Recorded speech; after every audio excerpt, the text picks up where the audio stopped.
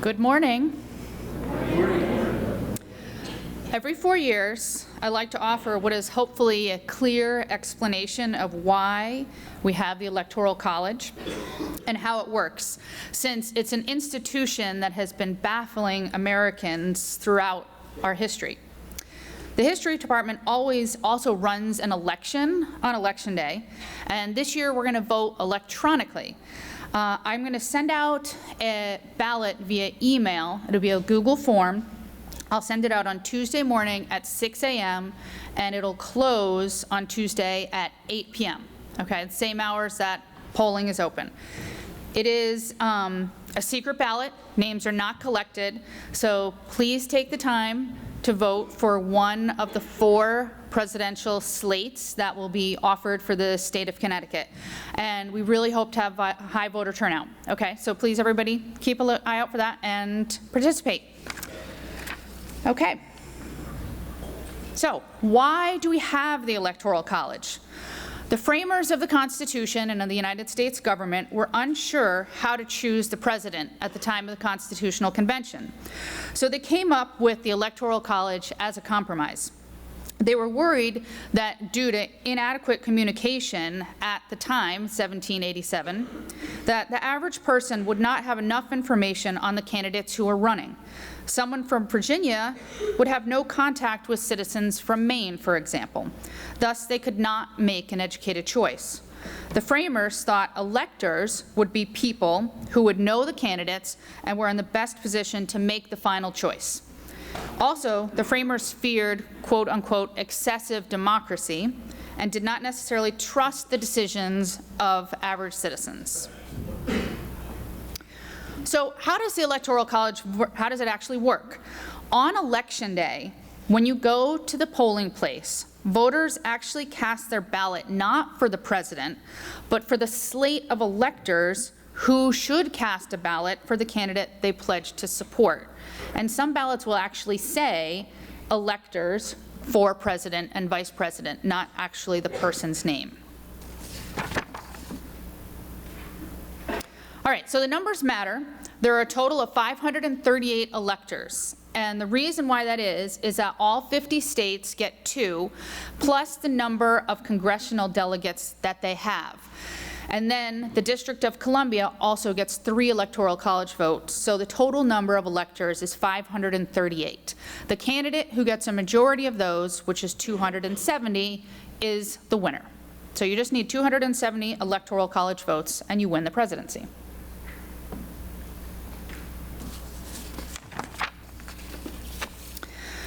So how do you win those electoral votes? The winner of the electoral votes is the winner of the state popular vote. All you have to do is win the most votes in a state, not a majority, just the most votes, and you win all of the Electoral College votes for that state. This happens in every state except for Maine and Nebraska. The winner of the popular vote wins all the Electoral College for that state, except Maine and Nebraska give out 4 and 5 of their votes respectively by awarding 2 votes to the winner of the statewide popular vote, and the other 2 or 3 votes are awarded based on which candidate wins the most votes in their congressional districts. So those are the only 2 states that do it that way. A lot of people are really interested in Gary Johnson and Jill Stein. So the question is, can a third-party candidate actually win the presidency, actually win any Electoral College votes? Right now, it is virtually impossible for a third candidate to win due to the winner-take-all system. They might win a lot of votes, but if they don't win the most votes in a state, they end up with no Electoral College votes. Johnson is polling at about 5% nationally and Jill Stein at about 4%. So one could argue that the role that they are playing is one of a spoiler. They are potentially taking votes away from one or both candidates. It is widely believed that Ralph Nader took votes away from Al Gore in 2000 and thus cost him the election.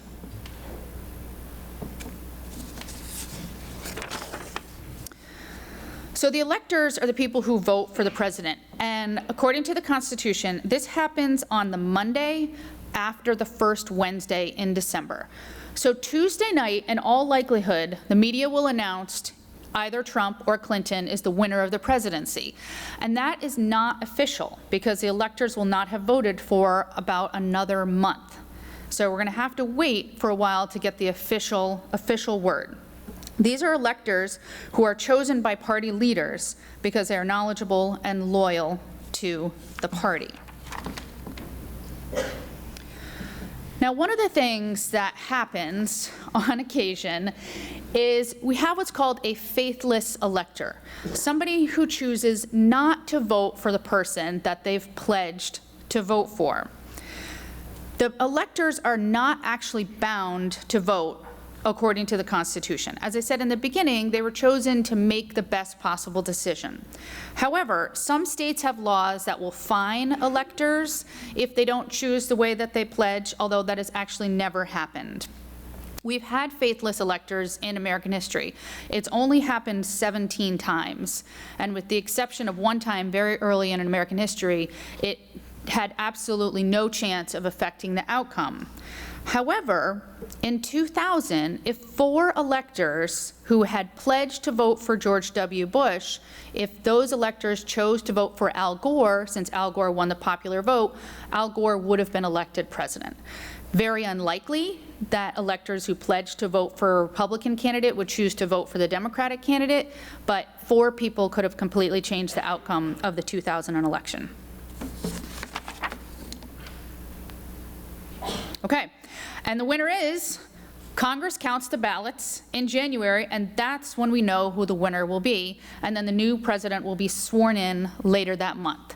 So it's actually a long process, even though it seems like we're going to know the winner, hopefully on Tuesday. So here's a really weird conundrum. In this election, since there isn't an incumbent running, meaning the person who currently holds the office, whoever is elected will be new to the office of the presidency. If after the electors cast their ballot in December and before Congress counts them in January, if the winner dies or becomes incapacitated in some way, there's actually no constitutional remedy for this situation. There's no vice president to take the president's place. Joe Biden is technically the lame duck vice president, and no new vice president shall have been officially chosen to succeed the presidency. So obviously, hopefully nothing like that ever happens. It's just one of those interesting quirks about the way our Constitution has been written. Okay. I'm sure you guys have heard a lot about problems with the Electoral College, and everybody is talking about the swing states and what states are going to vote for Clinton and what states are going to vote for Trump and how that's going to have the final impact on the election. Okay? So this is clearly a problem. It's a small number of states, and they get a lot of attention. Here in Connecticut, as we all know, we get ignored. Candidates don't come and campaign here. They don't spend money here. They don't talk about issues that are important to us in the nutmeg state, and we tend to feel a little bit left out.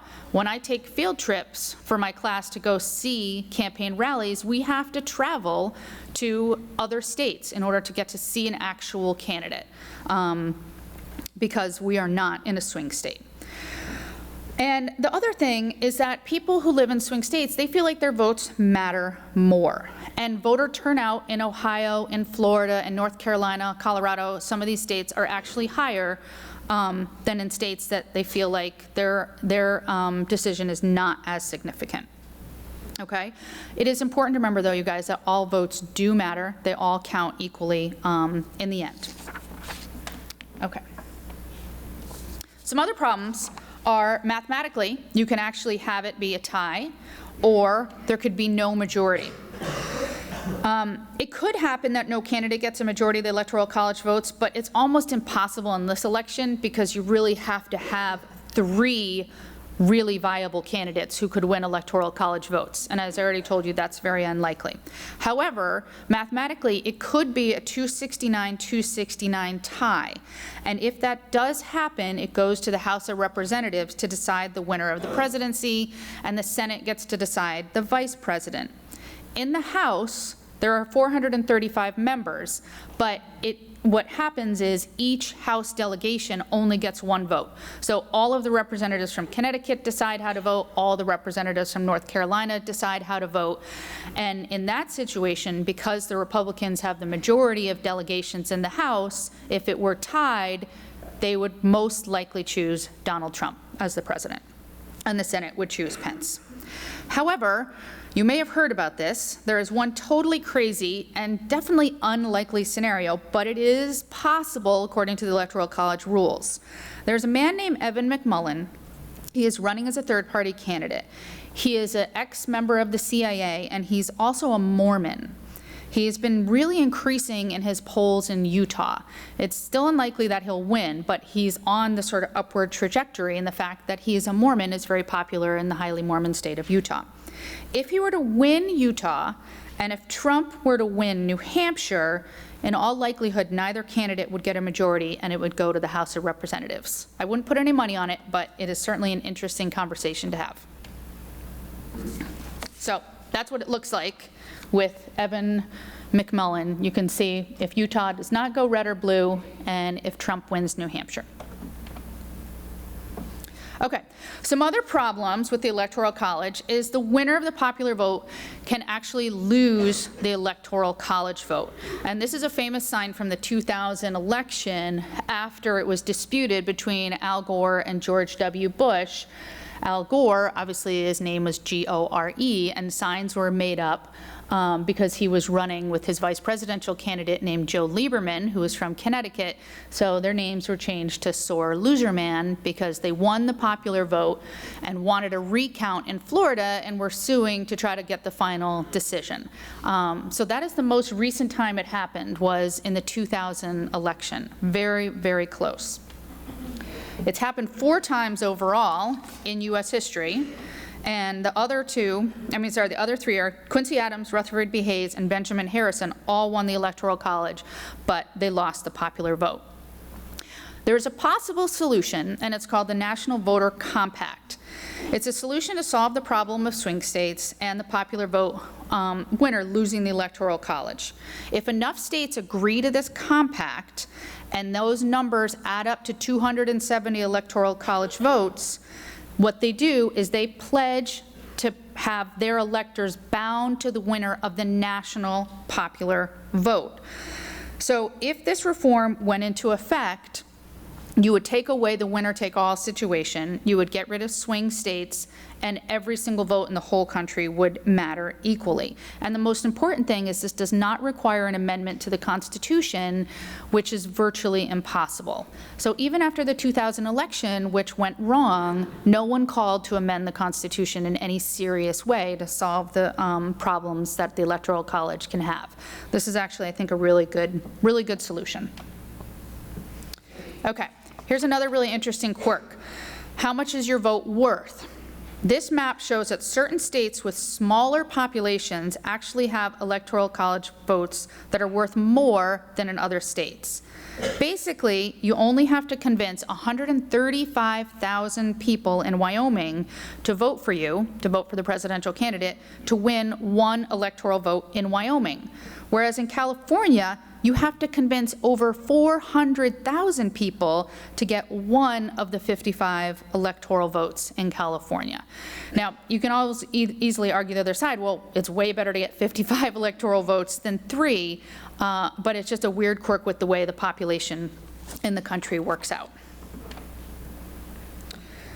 Okay. In the 4 years that have occurred in 4 elections that have occurred in my time teaching at Taft, I have predicted the outcome almost to the exact number. This election, as you guys know, is unlike any other, and it has defied all conventional wisdom, so I really shudder to even make a prediction. This is what I consider to be a conservative guess, meaning that it's on the lower side, not ideologically conservative. And what I think could happen is Clinton might win Florida and North Carolina, which I don't have on this map, but Trump could also win New Hampshire. But even if he does win New Hampshire, in this scenario, Clinton still wins. So you can see it's very close, 279 to 258, and I said you just need 270 to get the majority. What this election is going to come down is voter turnout, which is usually very predictable but may not be in this election. Clinton needs to win amongst Hispanics, women, and African Americans, and she's hoping that they will come out and vote for her in large numbers. Trump needs to keep the gender gap very small. He needs to win some Hispanics and increase voter turnout amongst whites and evangelical Christians. And we will see if this happens on Tuesday. So that is it, and I'm happy to answer any questions if anybody wants to ask any right now or after the talk as well. Does anybody have anything they would like clarified? Yeah, go ahead. How can the Electoral College decide who to vote? If every vote counts, how does the Electoral College decide? Yeah, everyone votes for Trump. How can the Electoral College decide? Well, because it's your votes that determine which electors get to vote. So your votes count, but yeah, technically the voters don't have the say. It's the electors who have the final say and who gets to be the president. Anybody else? Okay, I'm happy to stay around if anybody has any other questions. All right, thanks.